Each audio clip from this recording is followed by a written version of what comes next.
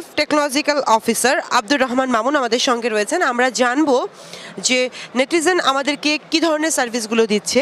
আসলে মূলত netizen IT limited সারা বাংলাদেশ ব্যাপী কাজ করছে এবং সারা বাংলাদেশে শিক্ষা ব্যবস্থাকে ডিজিটাল করার জন্য আমরা দুইটা বিষয় নিয়ে কাজ করি। একটা হচ্ছে ডিজিটাল কন্টেন্ট এবং এডুকেশনাল ম্যানেজমেন্ট সিস্টেম।